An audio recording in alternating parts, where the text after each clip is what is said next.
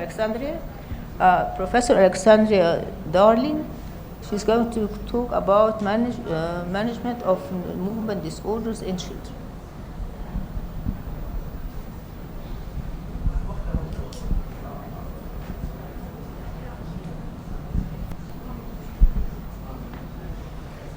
Okay, I will take this out. Hello, good morning, everyone. I hope you are enjoying the course. We really appreciate the invitation of the organizers, particularly Dr. Marian Josby, who had been with us here in Barcelona last year. She invited me, and I will be very happy to share some experiences with examples and cases in regarding the management of movement disorders in pediatrics. So let's start with this talk.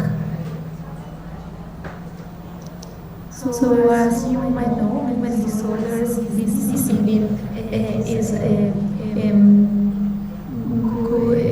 movement disorders are a group of neurological disorders in which patients present difficulties with the control and execution of movements. Traditionally, movement disorders have been classified by phenomenology. The phenomenology does not reflect the causality, sometimes could be a cure for diagnosis, but it needs to be further differentiated by the specific etiology. There are many medical conditions in which movement disorders become predominant or presenting. That's why it's important for us, for the pediatric neurologists. And the management of these conditions must be holistic, considering and considering new alternatives that come with the time. So traditionally, hyperkinetic movement disorders have been classified in hyperkinetic movement disorders, where there is an increase in the movement, there is an increase of an activation of the motor pathways, and in the hypokinetic movement disorders, where we have a decrement of movement. And the hyperkinetic movement disorders, we have tics, stereotypes, chorea, dystonia, myoclonus, tremor. And the hypokinetic movement disorders, we have classically the hypokinetic rigid syndrome, the so-called Parkinsonism, the pediatric Parkinsonism.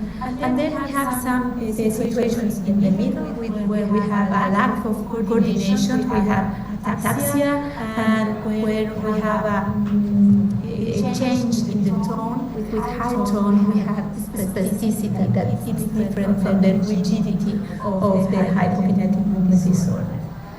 And when we have, and usually we have a mix of these situations, we have a complex motor disorders. Usually there is a mix of extrapyramidal and pyramidal dysfunction. We have this complex motor disorder in one patient, so these are patients that are a challenge for us. I would kindly ask not to take photographies or record. We have different samples with different but very nice videos. These are families that are under our care. They have permission to show the video, but not to disseminate the video. So first, we will talk about these two classic approaches that the treatment in movement disorders can be seen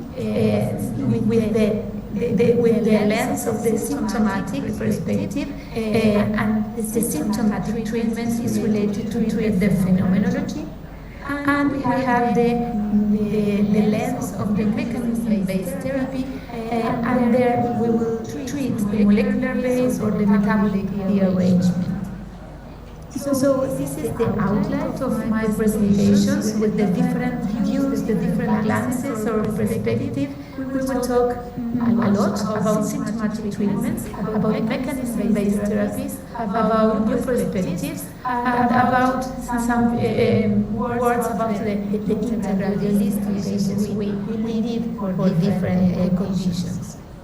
So we will talk about phenomenology.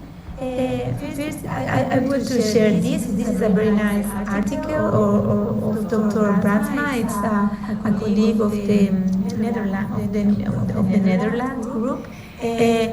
First, when we have a patient with a movement disorder, we have to ask ourselves, is it a movement disorder? Is it a movement disorder, sorry? If we said yes, we need to classify the movement disorder phenotype as we see before, maybe hyperkinetic, hypokinetic, and try to address which one it is. Then we have to ask ourselves, would this be functional? Because the approach will be very different. And then determine the clinical syndrome. This first part is mainly clinical, and the first part of the talk will be mainly clinical because we will treat the symptomatic, the phenomena. So this is very important. Then down you can see when you have the determination of the clinical syndrome, you can ask for the different causes, etiologies, and maybe you have to rule out different conditions, inborn error of metabolism, and also you have to ask for some genetic testing. But now we will not talk about this second part of the graph. We will talk about the four main points, and that is the clinical perspective. So that's why this is important. We have 12 examples in this lecture to share. We will try to observe these cases, record when we have our patients. We have to touch to assess the tone. We have to assess if there are reflexes or not. We have to test if there is the sensory pathways also, and sometimes we have to measure some situations in the clinic. So with all this, we have different diagnoses, and also beyond that, we have to assess some extra neurological features, as we will see with the examples. So let's start with the first example. This is a 4-year-old girl that came with us. She came at the emergency room when she came at the first time. We can see here a gait disorder. You can see the dystonic posture, mainly of the left leg, that provoke sudden and frequent falls. So this was very disabling. Also presents some jerks. You will see little brief jerks during the movement when she was writing. So this girl is presenting myoclonus and also presents some dystonic features. So she presents hyperkinetic movement disorders, two hyperkinetic movement disorders, and she presents this mix of myoclonus and dystonia. As you all know, there is a condition called myoclonus dystonia. It's very well known. There are different genes that are involved, and one of the most frequent and the most frequent among these disorders is the epsilon sarcoglycan. Epsilon sarcoglycan is a rare hyperkinetic movement disorder. About 50 of the patients have a non-pathogenic variant in this gene, epsilon sarcoglycan gene, present a dominant inheritance pattern with maternal imprinting. And here you can see this tetramer, that is the epsilon sarcoglycan here, that is associated to the dystroglycan in muscle and also in neurons. Maybe the exact pathophysiology is not already well known, but we can act with the symptoms in this case.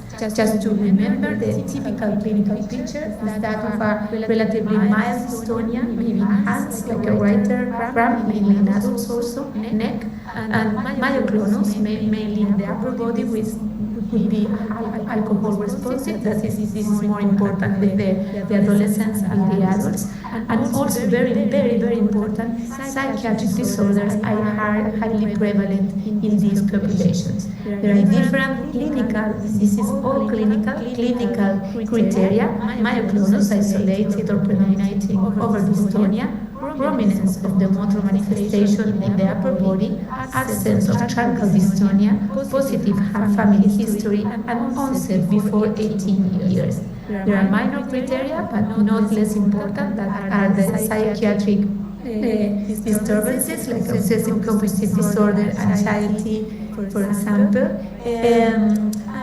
MRI is always normal.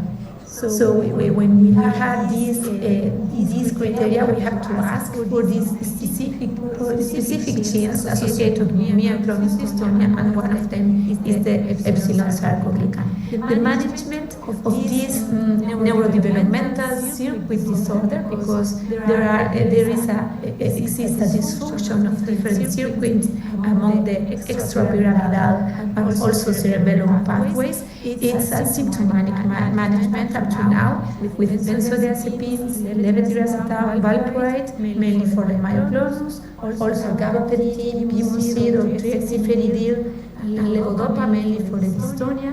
But this, and sometimes in one patient you have to treat with different drugs. There is a very nice data now with tonisamid, and that could improve both myoclonus and dystonia. We had some patients with very good response to tonisamid, and also refractory cases that does not respond to drugs. You can use deep brain stimulation, and the target will be the globus spine. So let's go on to the next case. The next case is a little boy, 5 years old, that present this, we will say, hyperkinetic movement disorders with sudden movements, jerks, some dystonic postures in the face, in the trunk, in forelimbs. So this boy presents another hyperkinetic movement disorder with dyskinetic movements and a choreodystonia. The choreodystonia was mainly at night during sleep, and the intercritical motor phenotype during the day was a dystonic quadriparesis. This boy presented at the beginning of his life a very important hypotonia. Then over this hypotonia added some dystonic postures, and then started by age 3 with this nocturnal dyskinesia and orofacial myoclonus. He didn't develop language.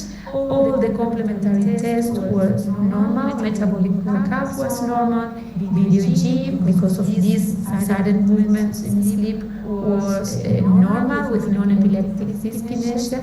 Cerebral MRI was normal. Visual evoked potentials were normal, and normal peripheral study. So this is very typical. This video and these features are very typical of ADCY5 related disorders, and this boy presented the variant in ADCY5. The treatment we have performed was with triacifenidil and benzodiazepines with good results. And it's important to assess the physiopathology of this condition, because there are some specific treatments to try. Here is to remember where is the ADCY5, the adenylat C class, that if you remember, provoke an increase of CNP levels in the striatal neurons. So when there is the dysfunction, the disorder, so there are some adenosine 2A antagonists, including caffeine, that blocks the CNP-dependent activation of the adenylat class, because usually are gain-of-function mutations. So caffeine was tried as a treatment, and there are some nice reports we will see in the next slides that show that caffeine could beneficial from these dyskinetic disorders. This is just to remember, ADCY5, mainly this disorder is believed to be a gain of function. The variants led to a gain of function of this enzyme, and it's related to sleep-awake cycles and movement coordination, and that's why the clinical features of this disorder. The classic, the typical features are early onset chorea, early onset dystonia. This is important because it's a spectrum. Maybe this nocturnal dyskinesia is a very particular hallmark of the disease, but also you can have early onset chorea, early onset dystonia. You can have myoclonus dystonia, nocturnal dyskinesia, facial dyskinesia is very also particular feature, perioral muscle twitching, as you have seen in this patient, paroxysmal dystonia, spastic paraparesis, and global developmental delay with challenge hypotonia. The management up to now, up to these days, also is mainly symptomatic. Chorea dystonia with classic medications associated that could be used, like acetazolamide, tridexifenidine, tetrabenazine, clonazepam, propranolol, so on.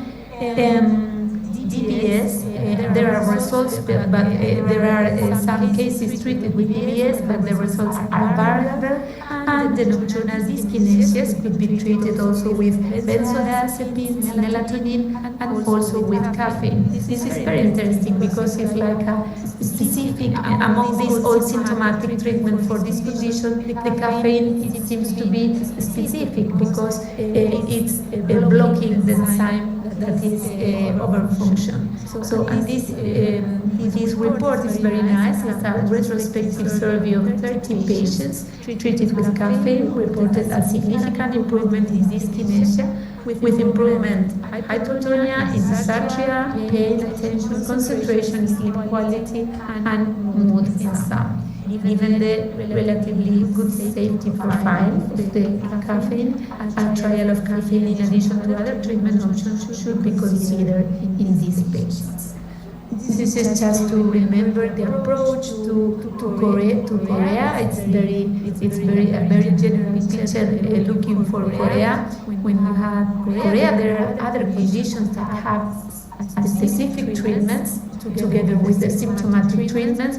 For example, if we have acute or subacute Chorea in children, we have to keep in mind the Chorea or the Sydenham Chorea.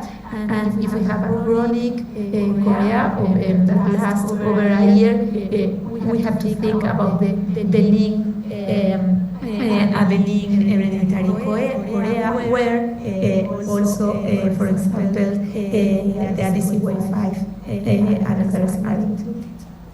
So we will go on with other case.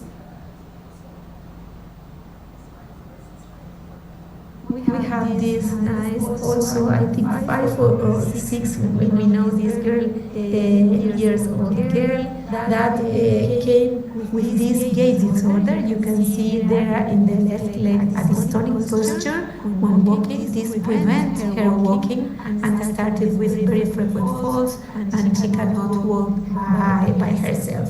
So this is an early onset focal dystonia, and by this time was isolated.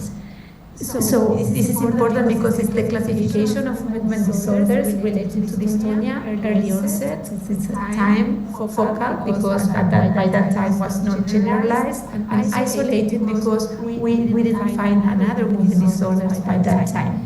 So when she was, it was 8 years old, she presented this subacute onset gait disturbance. The complementary tests were all normal, metabolic workup was normal, cerebral MRI was normal, nerve conduction and electromyogram was normal. This is important to rule out different causes, acquired or metabolic causes. And in the exome sequencing study, we have found a heterozygous pathogenic variant in TOR1A. So this encode torsin A. So this is a DYT1 related dystonia. It's a dominant disorder with variable penetrance. And when we talk about treatments, we have to emphasize that present a very good response to DBS, to deep brain stimulations, and the target is the global pallidum. Here we have the gait after DBS. This is nowadays this girl that maintain a very good an autonomous and functional gait. And we have here a photo. This is a soft. It's called Suchun.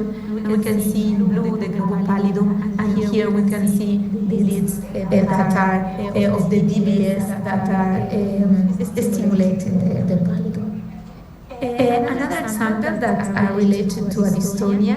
This is a girl with no consanguinity, no family history of dystonia, that by age 6 started with gait difficulties that get more severe went more severe over time. By 7, he started with a general dystonia, the difficulties, the trunk dystonia, upper limb dystonia, and dysarthria. And by age 8, when we met her, here we can see these frequent falls with this generalized dystonia, that if we see the clinical history was progressive over time. When we assess the MRI, we can see this hypotensional in the global pallidum, and this generalized dystonia together with this signal can give some clues of the disorders, and this was a type T to be associated disorder.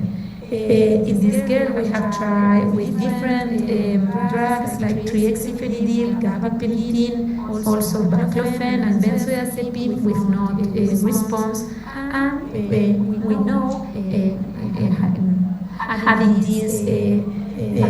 the genetic study that a significant proportion of KMT2B patients could benefit with DBS, and so this girl underwent an intervention, and the DBS was settled. Also, the target was the global pallidum. This is before DBS, and now we will see some imaging after DBS, maybe here, 3 months after DBS. This girl changed the gait pattern, and she could maintain an autonomous gait. Maybe over time this get different, and maybe there is some worsening, but DBS was really beneficial for her. So let's go to complete this case. This is KMT2B related disorders. It's also an early onset progressive dystonia. The KMT2B gene codified for histone lysine methyltransferase, and is involved in histone methylation, gene expression, regulation, and genomic stability. And as we said in this very nice article from Dr. Meyer in 2017, showed clinical benefit with the use of deep brain stimulations. Just for the time, I will show another case that is also reported. It's another case of KMT2B related dystonia.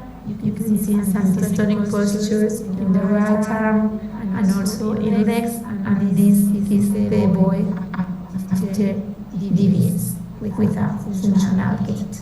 I will continue with another case. So in this part of the lecture, we were talking about the symptomatic treatment, and this was a girl we have met with a global developmental delay. She presented also a bilateral ophthalmia, failure to treat, hypothyroidism, and panhypothyroidism. She also presented reflux, desnutrition, and persistent irritability. So we have met this girl, and with this position, with opistotonus, a generalized dystonia, with a very severe irritability. We can see this with the video the family shared with us. She was at that time in another country, and presented this extreme irritability with dystonic postures. She fulfilled the criteria for an status dystonicus. So this girl was studied, and it was found a mutation, a duplication in the gene SOX2. This SOX2 is related to a neurodevelopmental disorder. SOX2 encodes a transcription factor critical for the embryogenesis, embryonic stem cell pluripotency, and stem cell maintenance in nervous system. It's a classical gene associated to anophthalmia syndrome. It's characterized by a spectrum of ocular malformations like anophthalmia, microphthalmia, and other extraocular abnormalities. Together with the endocrine problems like gonadotrophin deficiency, with hypoplasia of the anterior pituitary. All these are like hallmarks of these disorders. And status dystonicus was rarely described, but there is a very nice paper. This is important to that's why it's important to publish these case reports because it can help us a lot. Dr. Mary King with Kathleen Gorman published this status dystonicus in 2 patients with SOX2 anophthalmia syndromes. So we have found this article, and these patients present also an status dystonicus. She present, just to remember, because we are all pediatric neurologists, but we have to be familiar with the status dystonicus because it's a severe and life-threatening situation. These are severe episodes of generalized and persistent dystonia, which necessitate urgent hospital admissions. Some authors have considered the presence of one or more of some features like development of respiratory failure, exhaustion and pain, metabolic imbalances, for example, myoglobinuria or hypersicaemia. But we have to keep in mind that status dystonicus is a process, and there is a temporal evolution before arriving to a severe status dystonicus. So we have to be aware of this condition. So this is a very nice paper from Lunsen, published in 2017, the group of London, of the Great Ormond Hospital, and they describe different grades of severity of dystonia. Grade 1, sit comfortably, regular sleep, stable on medication, is the good scenario for the dystonia, but when the patient gets more irritable and some with an abnormal posturing, or if he cannot sleep, it's very important to keep in mind a status dystonicus. Just to see an example, grade 3, the severity of dystonia is the children with no signs of metabolic decompensation, but the sleep is disturbed and they cannot tolerate lying because of the dystonia. There we have to ask for the hospitalization of this child to manage the dystonia. This very nice action plan for the dystonia is addressed in a very important and very practical, very useful article published last year by Dr. Vogt together with Darius Alfakari. And this paper, we have to keep this paper because it has the different protocols to use in the different grades of dystonia. I also take this because I think it's very important. It's very useful, at least for me, because this figure the treatment of the status dystonicus in our mind. First of all, we have to try to address the precipitant of the dystonia, because there could be an infection, maybe the reflux, the gastroesophageal reflux could be a trigger for dystonia, maybe a fracture, some pain or other cause could be a trigger. So maybe if we treat the trigger, we can calm the dystonia. Also, we have to